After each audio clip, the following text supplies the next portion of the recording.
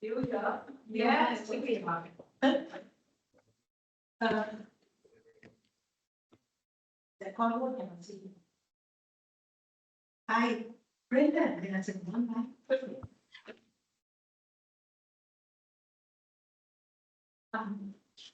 Second.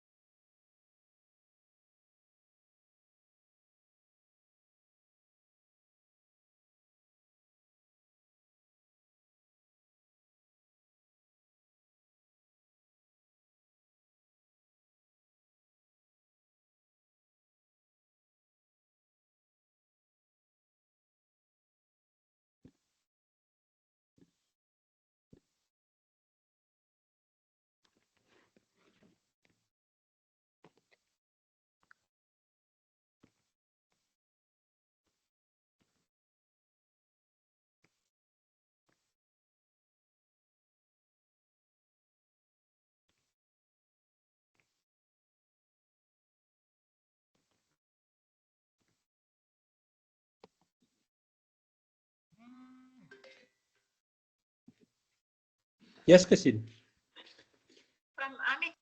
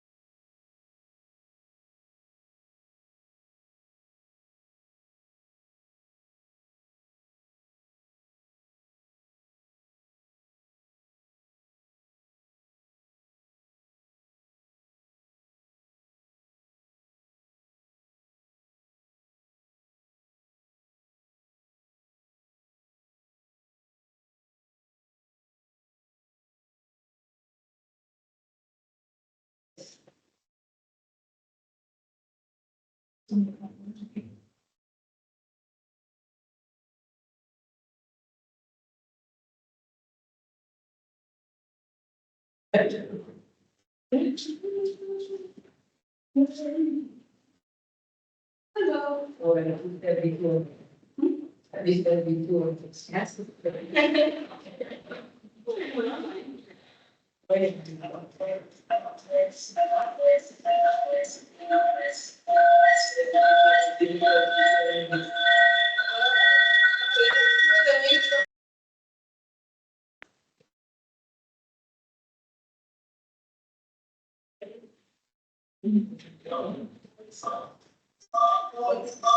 Hey, this would work.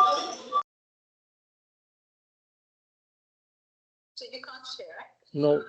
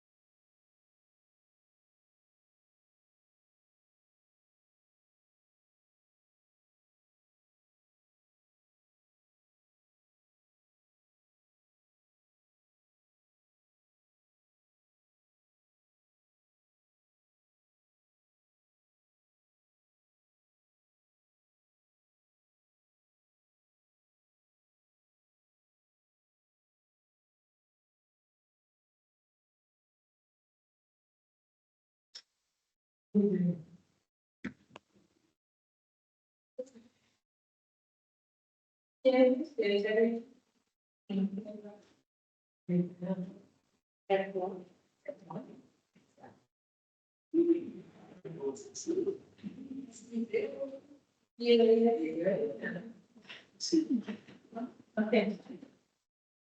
Yeah. Yeah, I do it. Actually, costs money.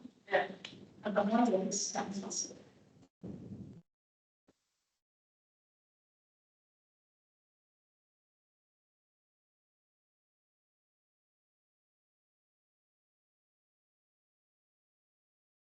If you will, something about it. You'll copy down, you'll copy.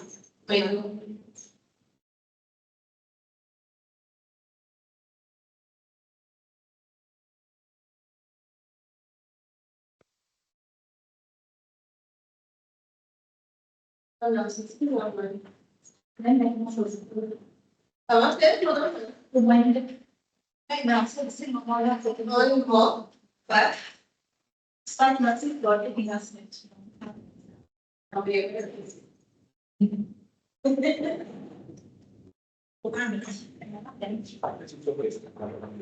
Go ahead. Good? You go? Para go to the one, I'm say. That account for the development. Yeah, okay, I need to online, like 10 people. I can introduce.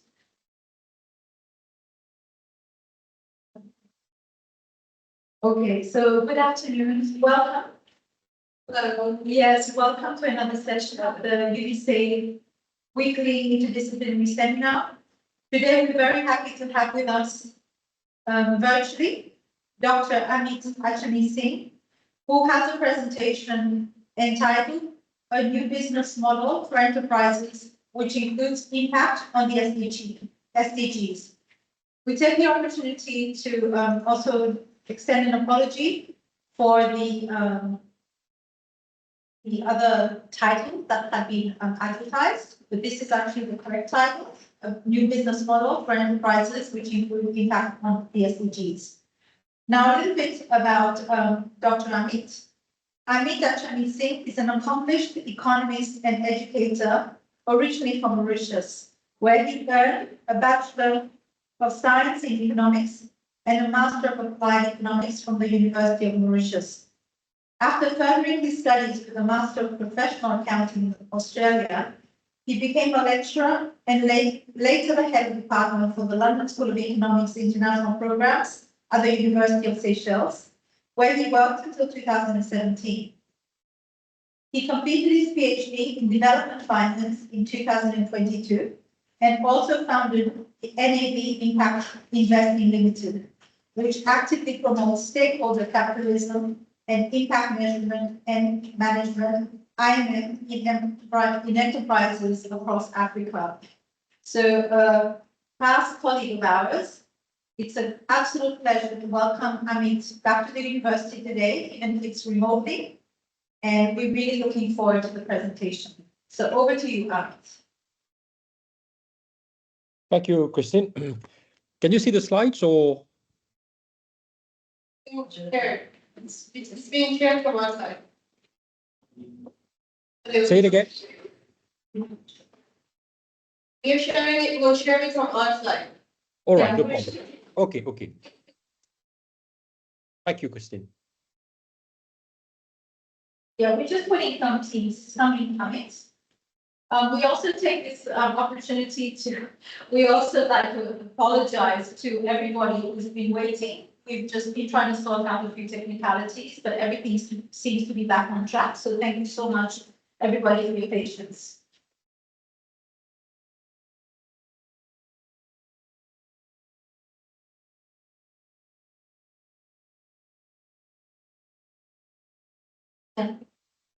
What's going on? No? I did look at that. It was there. You know, it's better. But you can still decide. Yeah, it's very. Okay, so Amit, you've been able to share, is that correct? It's not the first slide, the first slide is the one we have. Now, it's good? Yeah, that's good. Yes, you're able to share, your sharing is working. So take it over. Okay, great. So good afternoon, everyone. Yes? Yes, good. Okay, you could probably mute yourself on the other side. So thank you very much, everyone, for welcoming me again at the University of Seychelles. It makes a long time that I've been working at the University of Seychelles. For those of you who don't know, I've been working at the University of Seychelles from 2012 to 2017. And I see one of my students already online here, Mariana Labonte, which is nice. And so let me get to the slides and then I'll explain to you some of the concepts again. And the practicality also of what we're talking about today and how we can make an impact on society. That's the objective here. So basically, if you look at the first slide here, you can see the title, which is on your screen here, a new business model for enterprises, which includes impact on the SDGs. So in this presentation, we are planning to explain the background behind that new business model. Why did we change from an old business model to a new business model? If this is a new business model, it means that we had an old business model. So we'll talk about that transition and the importance of that transition and how then we can implement that business model in all kinds of enterprises, be it small, medium, or large enterprises in the Seychelles and around the world. So again, you can see here my background. After I left the University of Seychelles in 2017, I think it was during my last year as the head of program of the LSE International Programs, I started my PhD in development finance at the University of Stellenbosch. So when I left the Seychelles, I focused myself almost exclusively on that PhD, which I completed in 2022. So I did a PhD in development finance, and this has helped me tremendously to really understand the world of impact investing and how we can use finance to contribute to the advancement of society. So as you can see here, I was a former lecturer and head of program at the University of Seychelles from 2012 to 2017. I'm also a consultant with the UNDP and we are working on many projects. I can give you some examples in the Q&A about talking about the projects that we are currently working on in Mauritius and the Seychelles, by the way. So I've been in the Seychelles early on this year in July, and where I met Christine was one of the participants in the training we did with the UNDP on those impact measurement and management framework. So it's a sort of continuity, if you will, of the exercise we started in July. So when I returned to Mauritius after my PhD, I also founded the National Advisory Board on Impact Investing. It's called the NAB. And we are part of a global steering group in London. So we have a vast network of national advisory boards around the world. The NAB, which I founded, basically is responsible for Mauritius and the Seychelles. And we are, if you will, accountable to our global steering group head office in London. And the Global Steering Group has been founded in 2017 to promote impact investing around the world, be it for impact management education, for raising funds for impact enterprises, in many other ways, even policy, regulations, and advocacy, to try to lobby to change regulations in countries to ensure that we have a very firm and established impact investing ecosystem in the medium to longer term. I'll talk about all that later. Now, before I get into the meat of the presentation, I just wanted to give you a background of what we're talking about here. It's, you know, Mariana knows about it when I explain even complicated concepts when we were in class in the Seychelles. I remember the London School of Economics subjects like quantitative finance and valuation and securities analysis had a lot of mathematics in it. And the best strategy, obviously, is to try to break down every bit of all explanations into simple parts. And this is what I'm trying to achieve here with you. So you will probably get this right away.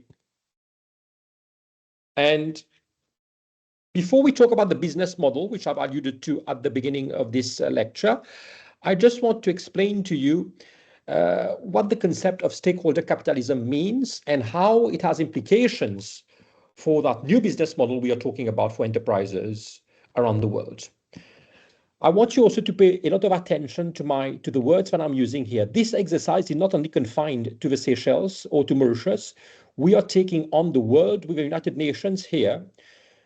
That mission is to transform the economic model of many countries, of making the transition, now I would use that phrase, from shareholder capitalism, where the focus is exclusively on profit maximization, moving those companies to adopting this new model, which is known as stakeholder capitalism, where a company will now not only focus on financial returns, but also on the impact it has on society at large. So that's a radical game changer, if you will. And we are very optimistic at the UNDP, basically, that this model will gain traction in the years to come, because we are seeing very positive outcomes right now. So you can see here, stakeholder capitalism is a further evolution of the concept of shareholder capitalism. I say it again, shareholder capitalism basically is this idea or the ideology that companies should work only for their shareholders. They should only focus on money making. They should only focus on profit maximization or on shareholder value creation. What we are saying right now, the world has many other problems like climate change, gender inequality, right? We have a lot of other problems contained in the SDGs, like insufficient access to clean water and sanitation. You have poverty, hunger, all those challenges and miseries of humankind, if you will, are embodied in the Sustainable Development Goals. And we are saying if companies adopt this new economic model, which is called stakeholder capitalism, it means that they will have to rework their business model in such a way that they focus on money making, obviously, still very important, on financial returns, but also contribute to the 17 SDGs that I will show you shortly. So that's the new business model. So I introduced the economic model, which is basically the macroeconomic framework. And the new business model is basically a model where an enterprise will seek to transform inputs into outputs and also at the same time maximize outcomes and impacts. So before, the old business model, which I've talked about at the beginning, talked about that transformation of inputs into outputs for profit making only. This is what we studied at university and what I've taught at university for the past 2 decades almost.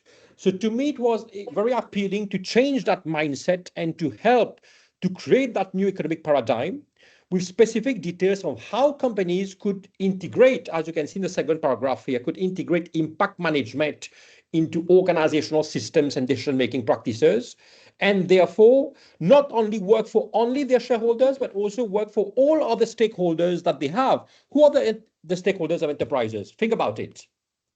You could tell me, beyond the shareholders, the other stakeholders of a company would be its customers, its suppliers, its creditors, its bankers, all those, even the community and the planet is also a stakeholder. A stakeholder is not only an individual or a person, it could also be broader aspects of your local community and the environment. It's very important to understand that. So what we are saying right now here is that the new business model means that companies will focus on making money, which is very important. I emphasize on that point. It doesn't mean that all companies should be created only to contribute to the betterment of society. It doesn't make any sense if we think along those lines. Because for a business to be sustainable, it has to earn financial returns, and very decent and very significant financial returns. But at the same time, that new business model is saying to you, all right, you're an entrepreneur, but here we are. We also have a plan for you, but how you can also create an impact measurement and management framework that will also help you to account for the impact of your actions on all the stakeholders that you have and on the SDGs by implications. So you can already see the importance of that transition here. And people who are of the younger generations should be very glad to hear that at least we have a ray of light at the end of a tunnel, so to speak. Because if you think about that old model and having to stick to that old economic paradigm where you only have to make money for your shareholders, that would not meet the challenges of the global century that now I will show to you. So why do we need a new business model for enterprises? It's very simple, because we are living in a world where we have many challenges. And focusing only on making profits would not help us to address those challenges. That's how simple it gets. So there's increasing consensus in the 21st century, as you can see, that we need to create a better world for all. And I'll give you a teaser. It doesn't mean that when you focus on when an organization focuses on financial returns, it has to forego when an organization is focusing on impact on the SDGs, it has to forego its financial returns. No, they go hand in hand. A company which really is responsible and is committed to sustainable practices implies that in the medium to longer term, it will also make a huge amount of profits. Because think about it in this way right now. Customer knowledge and behavior around the world in all sectors are changing very fast. And customers basically will purchase products, goods or services from companies which are adopting sustainable practices, right? We know about that. So that would be a winning formula, if you will, for everyone, for those enterprises, for all stakeholders in society, and at the same time, we address all the global challenges that we are facing, basically, which is poverty and inequality, one of them. Then we have climate change and environmental degradation, peace and justice. I talked about other issues of gender inequality, where we have, for instance, most societies around the world are basically patriarchal society. It's dominated by males only. So all those kinds of issues should be addressed by organizations in the 21st century. That's the proposition that we are talking about here. Now, basically, when you look at the SDGs, I'll show you the 17 SDGs. You can Google it also online. It's very straightforward, but I just want to show you a little bit of what we are talking about here so that you can really understand where I'm coming from. The SDGs are structured around 5 pillars, namely people, planet, prosperity, peace, and partnerships. So sustainable development basically is a development that meets the needs of the present generation without compromising the ability of future generations to meet their own needs.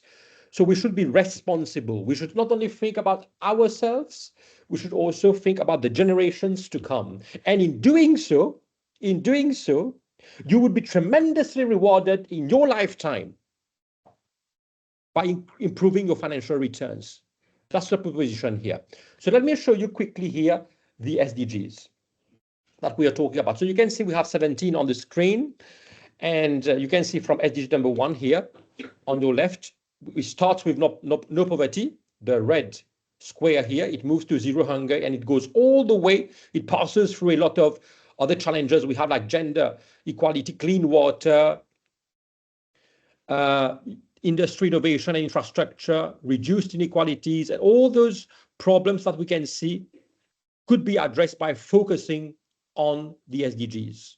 For instance, very simple, the way we look at it at the UNDP, for instance, when we work with organizations, if we want to know how well they're doing, one strategy of doing that is to look at the composition of their workforce.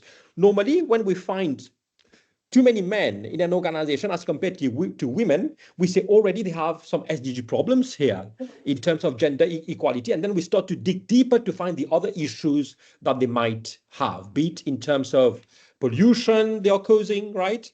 And not contributing enough to the betterment of society. So that's why I'm saying here, it's very important to get that right. We are saying that it's not only about foregoing financial returns. That's the illusion that we want to dispel here. We are saying that by focusing on sustainable practices, an organization can also tremendously improve its bottom line. Why is that the case? Because it will drive innovation and competitive advantage.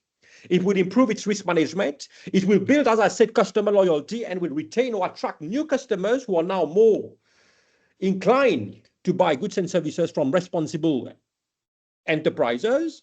It also attract and engage employees. The new generation right now, most of them are very keen to work in enterprises which adopt sustainable practices. And those talented employees would only have a full motivation, if you will, of contributing to the advancement of that organization if you adopt sustainable, responsible practices. That's what we have seen from our study that we have done before. Now, I've explained to you the purpose of that exercise and the usefulness of it. How, by moving from the shareholder capitalism model to the stakeholder capitalism model has tremendous benefits, not only to the world, but also to the individual enterprises. And we talked about how that economic model can be translated into a new business model for enterprises, whereby companies have their financial returns. Think about it. Most companies, if not all companies in the world, have financial statements, right? They should present probably their balance sheet to their shareholders or to the entrepreneurs, the cash flow statement, right? The income statement. The financial framework has always been very well established. But what we lack basically to adopt that new business model is that impact measurement and management framework. So how do we create one? That's the question here. Listen, we don't have the pretension or the objective of showing you everything here because we're constrained by time. This is only the beginning of a long, long journey, I should say. And I've interacted with Christine on that. We have plans that will intend to work very closely with the University of Seychelles in the future to impart education and training on impact measurement and management. But during that presentation, I will try to give you some insight, some clear insight into how we can create an impact measurement and management framework. So before I get into the nitty-gritty details of that, I want to talk about the UNDP SDG Impact Standards. This is where why we came to the Seychelles in July at the Savoy Hotel. We gave training to a lot of enterprises in the Seychelles on the UNDP SDG Impact Standards. You can Google UNDP SDG Impact Standards online, you will see that we were in the Seychelles in July. We've trained a lot of enterprises which you know about, like MCB, APSA, Airtel. The CEOs were also present, which was great. And we gave them a first-hand presentation and insight into how they can use the SDG Impact Standards to create their impact measurement and management framework. So that's, as I said at the beginning, it's a sort of continuity of that exercise we started in July. And next year, we are planning to gain strong traction by implementing the framework, the IMM. IMM stands for Impact Measurement and Management Framework in Enterprises. Let's have a quick look at the SDG Impact Standards for Enterprises and the 12 enterprise actions it contains. You can see here that we have step 1 all the way to step 12. So we have basically 12 enterprise actions which any enterprise around the world could align itself to create an impact measurement and management framework. That's what we're talking about here. So I will not go one by one here for the benefit of time because I have other slides to present. Just look at these 12 enterprise actions here. They can be summarized into 4 main themes, which you can see on your right-hand side. Strategy, the brown line, you can follow the brown line here. It goes all the way from commit to understand what it means, sustainability, what it means, how do you integrate the SDGs into purpose and strategy, step number 3, action number 3. Then you set your impact goals, then you adjust according to what you learned. So then after the strategy has been designed, you have to get into the management approach, which is the blue line. You can see it goes all the way to step number 9. Management will consist basically of alignment of the culture of the enterprises, ensuring that everybody is on the same page. Then we develop the technicality of the impact measurement framework. How do you measure impact of your organization? And how do you use those numbers eventually to improve on the things you need to?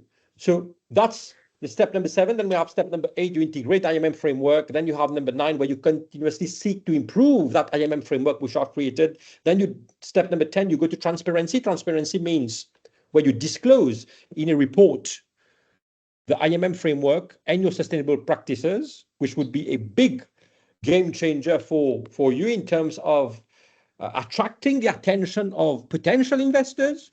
Because think about it. I'll tell you something very interesting here. Those companies which are adopting the impact measurement and management framework will be able to tap into the trillions of dollars that we have available from impact investors. I'm not talking about traditional investors here. Traditional investors, they invest normally sometimes on the stock market. They are mostly in Wall Street, right? They are mostly after profit maximization. I'm not talking about traditional investors. Those investors that will be interested in your company when you have an impact measurement and management framework will be the impact investors, not traditional investors, but impact investors.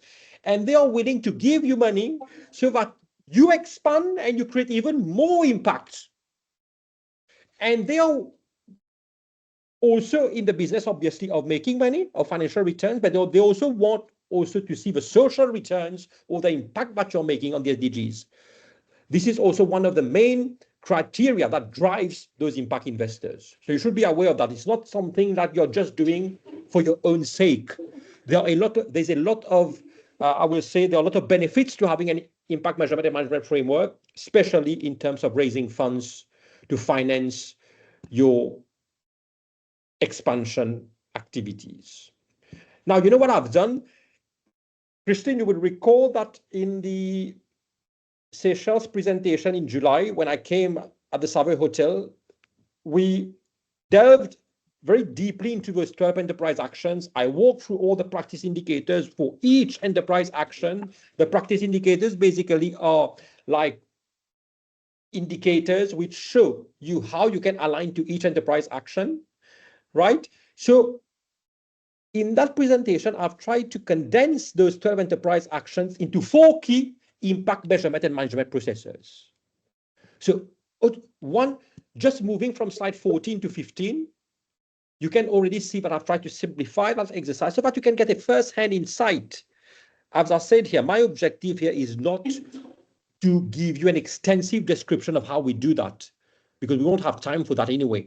What I'm saying here is that I've tried to summarize, if you will, those 12 enterprise actions into 4 key impact measurement and management processes. Let's look at it together.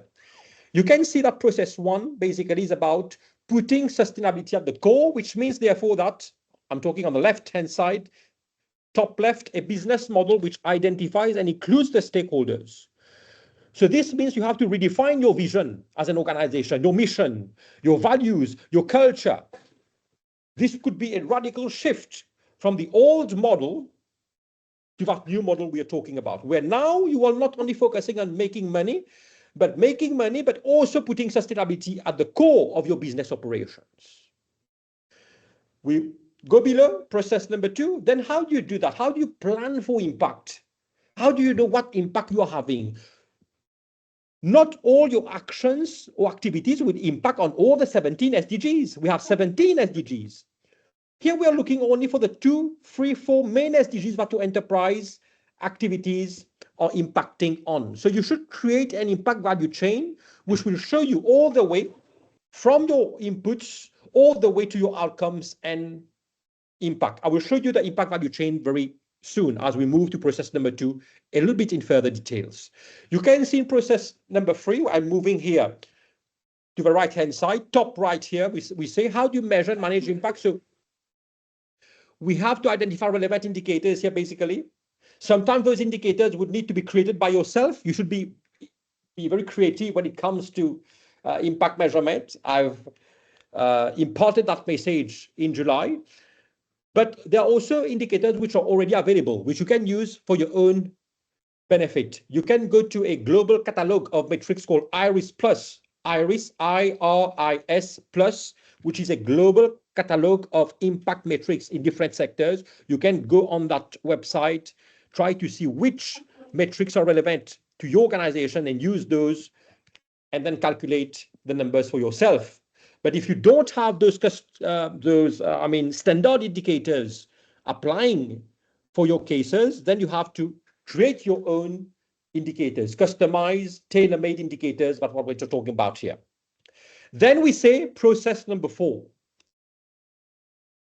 which is when you have gone through process number 1, 2, and 3, then you have to put all the information into an impact report, which will show to the impact investor who wants to put money in your organization, you're very serious about what you're talking about here.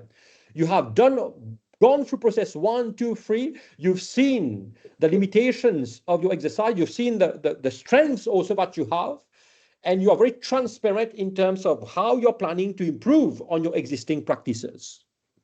And that impact report basically will become a product, an impact communication product, which you will use to market your enterprises to impact investors. Basically, it will become an impact communication product, we say.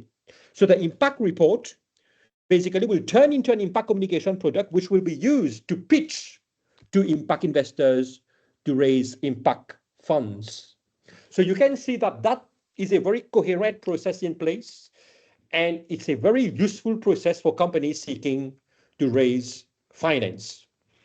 So here I've tried to get a bit further in details here to show you about each of those processes that we talked about here, those 4 processes. Let me walk you through those processes. So you can see we have process 1. We started here, let me remind you, it was putting sustainability at the core. We are talking about the top left here in more details here, process 1. Let's go to the details here. So as you can see here, putting sustainability at the core means also integrating impact management into organizational systems and decision-making practices, and therefore involving stakeholders. That's a key phrase here. And therefore involving all stakeholders of a company into decisions that impact them. Think about it in this way now. I want you to stick to the simple and most important parts of this presentation. The new economic model talks about stakeholder capitalism. It is quite natural for you, therefore, to engage and interact with all your stakeholders in implementing that new business model.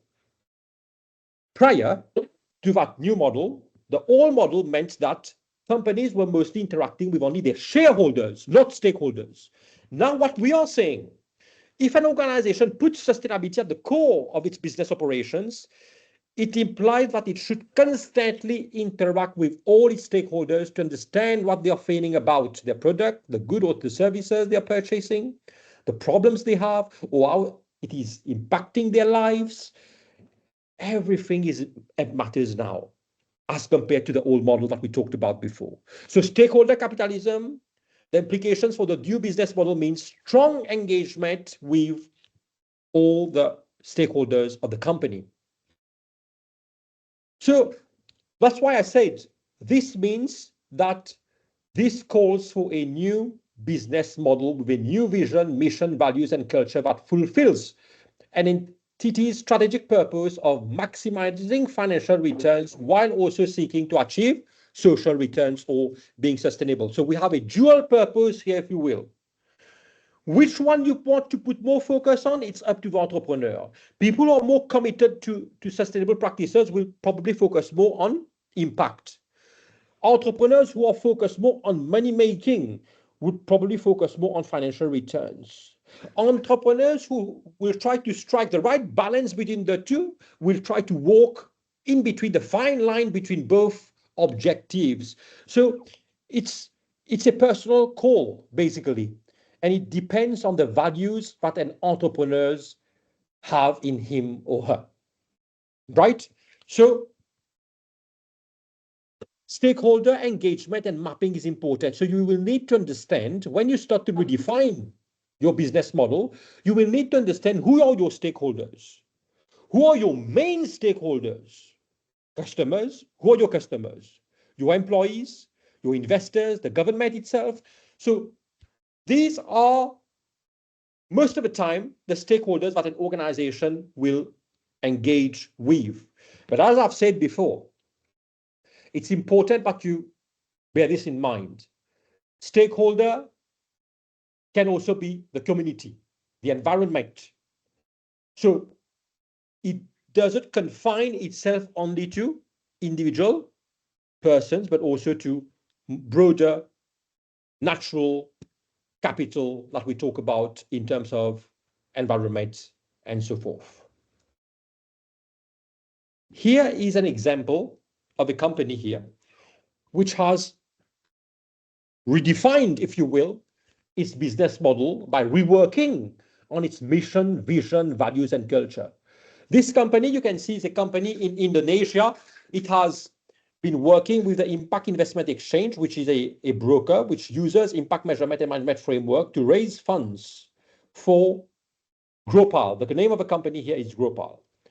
So normally, how do? You can't normally, when you have an impact measurement and management framework, let's say you have an impact measurement and management framework ready, right? How would you raise funds? You don't know anything about that. You don't have any connections. How would you find those impact investors? That's why you need to go through an agent called an impact investment broker. Impact Investment Exchange is one of them. You have many around the world. That impact investment broker will use your impact communication product, your impact report, your impact management framework to market yourself and to try to raise funds for you from impact investors. So it's a very coherent system that we have in place here. And you should be very happy that we have arrived so far in such a short period of time. And I'm very optimistic as we move along. The learning by doing process will accelerate around the world, and many more and more organizations will adopt that new business model that we are talking about. You can already see how appealing it is.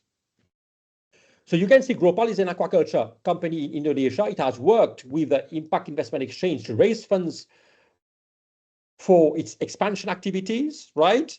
And in that slide, it shows to you one of the processes of Gropal, process number 1, and how it has redefined its business model by reworking on its mission, vision, and values and culture. Let's see how its mission looks like now. It says to build a business that is transparent, accountable, and profitable in the aquaculture sector. It focuses on enhancing aquaculture through innovative technology and sustainable management practices. The vision, just below, the vision is to create long-term economic and environmental value for all the stakeholders like farm employees, farm managers, women, and environment. And in terms of the values and culture, you can see that they have redefined their values and culture, Gropal as an aquaculture company. It highlights sustainability, community empowerment, innovation with a culture centered on social impact and responsible resource management. So that's a big, like, then you have the pyramid here. You can see on your right-hand side where you have the mission, then it trickles down to the financial viability, the social impact, the environmental impact, and all the SDGs that you're targeting. Look at the base of the pyramid here. So all the way from the mission at the apex, down all the to the impact goals. You can see now how this trickles down to impact.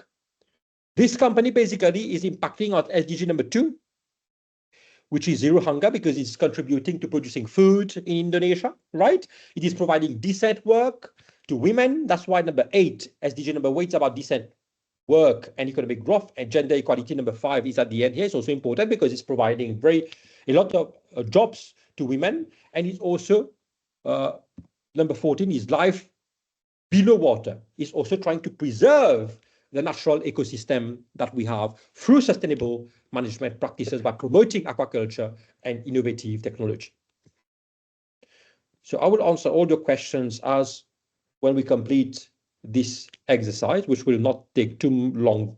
I mean, we can interact then at your own comfort. Let me now move to process number 2. Let me go back again to the slide. So we move from the process number 1, we are moving to process number 2, how planning for impact. This is what I want to show you, how an enterprise can normally create its impact value chain as it aims to plan for impact and identify its impact goals, like Gropal has done here, SDG 2, 8, 14, 5, and so on. How do you find yours? That's the question here. The impact plan sets out what the social purpose organization is about, what it is doing, and what it is hoping to achieve. By developing an impact value chain based on the theory of change, the theory of change basically has been put forward by Rosemary Addis in Australia, a professor at the university in Australia, which basically means that you can start to think about your goals, impact goals at the beginning. Normally it should be the end, right? The impact should be the end, but Rosemary is saying to you through the theory of exchange, listen, think about the goals that you might have in hand or in mind. Then you start to work your way backwards to see what you should do to achieve those impacts. That's what the theory of change is all about. And when we design an impact value change, we normally, here you go, we normally use the theory of change. You can see that impact goals here is completely at the right. In the end, look at the arrow, impact goals, green, light green. Then you work your way backwards. You can see you start with problems and opportunities. Then you have your inputs and activities. You have your outputs, your outcomes, and all your impact goals.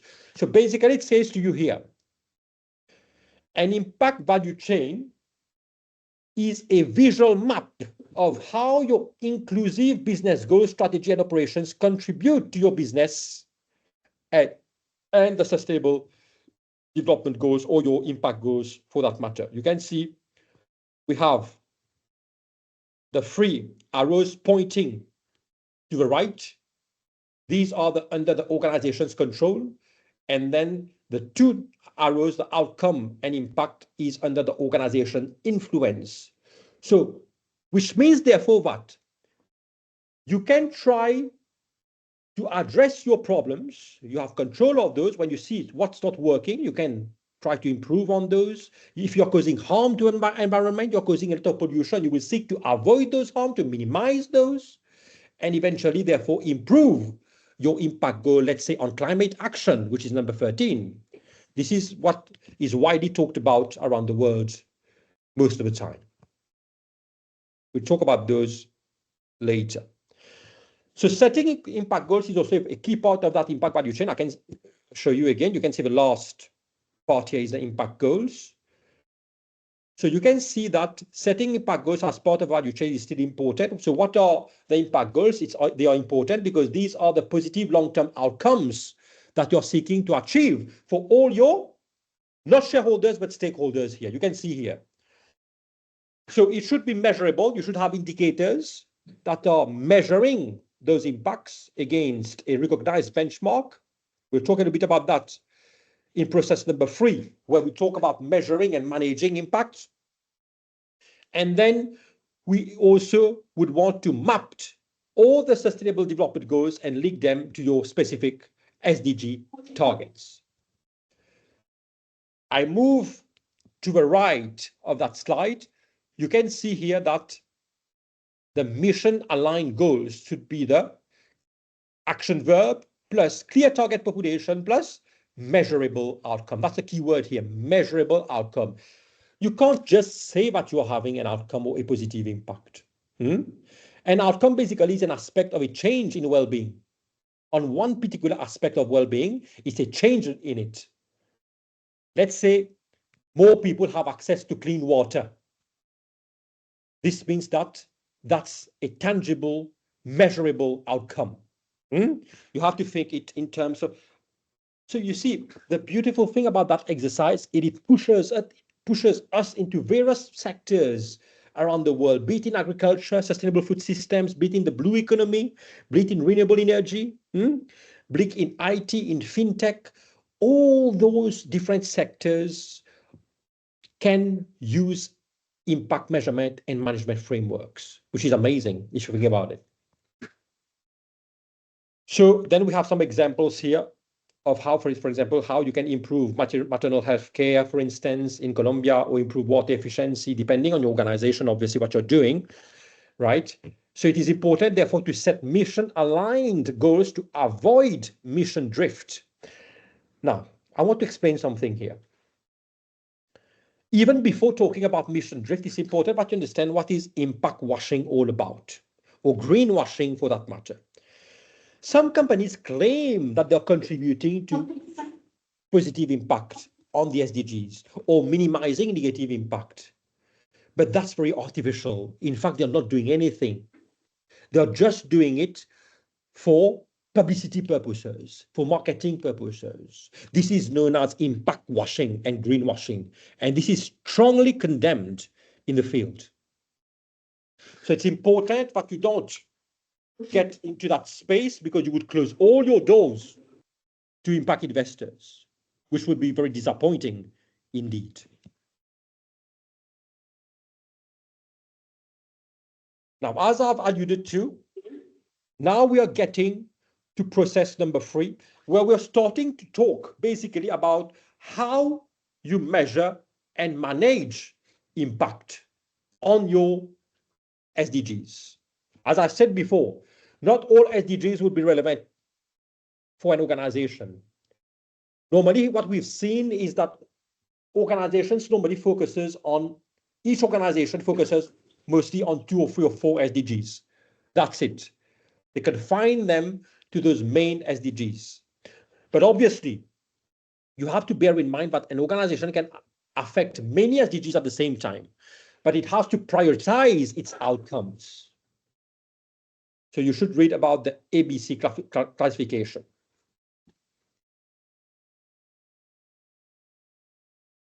ABC classification basically means A stands for avoiding harm first, before even benefiting to solutions, contributing to solutions, which is the B. Any organization should first seek to avoid harm in all different ways. Then it starts to benefit. It goes with the B. The A is avoiding harm, B is benefit to stakeholders, and C would be to contribute to solutions.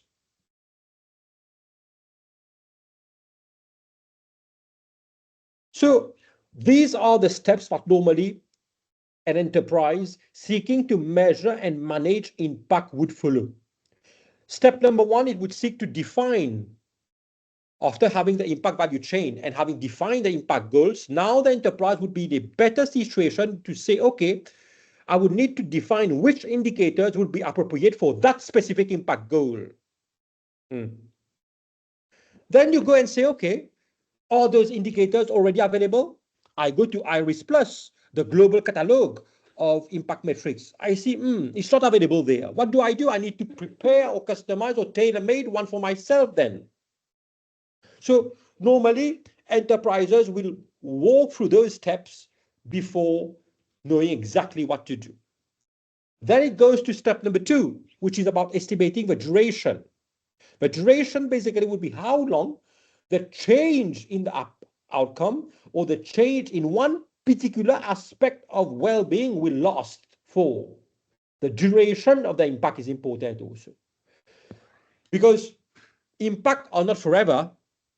We are living in a very complex world, and this is our reality, right? One particular action will have an impact over a certain period of time. So we need also to estimate the duration of that impact. That's very important. You can see already how we're getting into the meat of that exercise here. Now, many of you are listening to all this for the first time.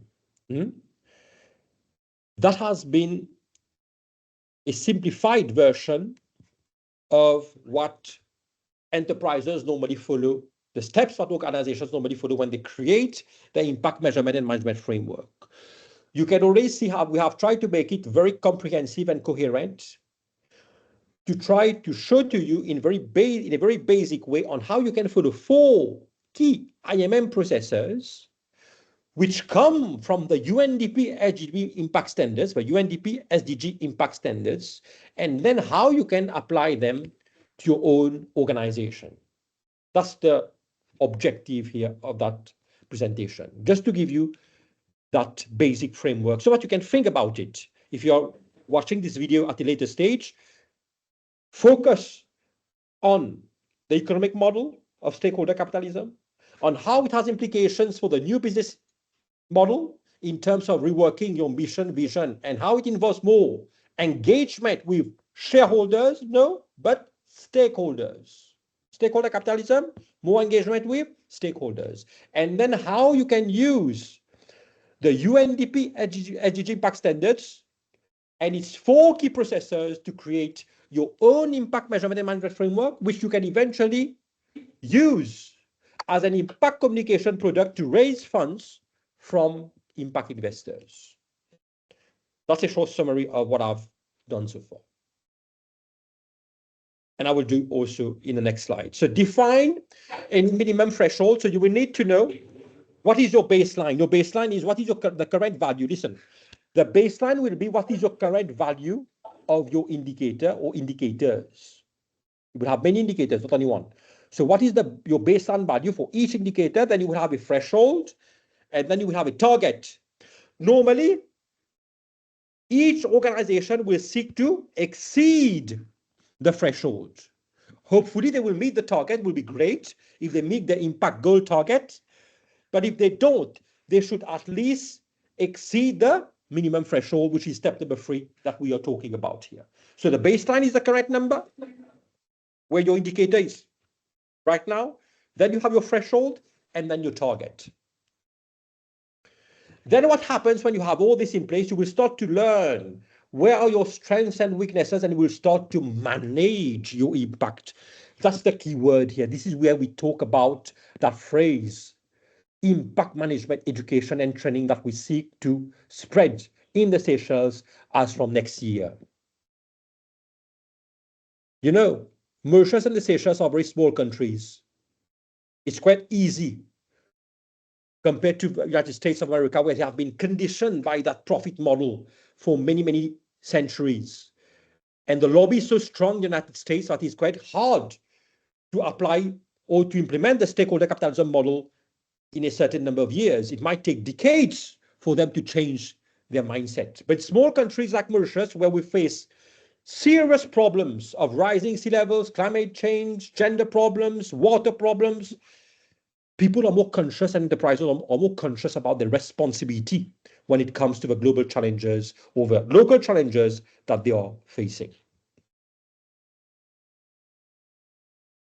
So basically, I have also included in the slides, you can see already IRIS Plus here, These are the places where you can have joint impact indicators. You can already see there are many websites or resources online when you can have already standard indicators. So impact indicators which already exist. You don't need to tailor-made or customize anything.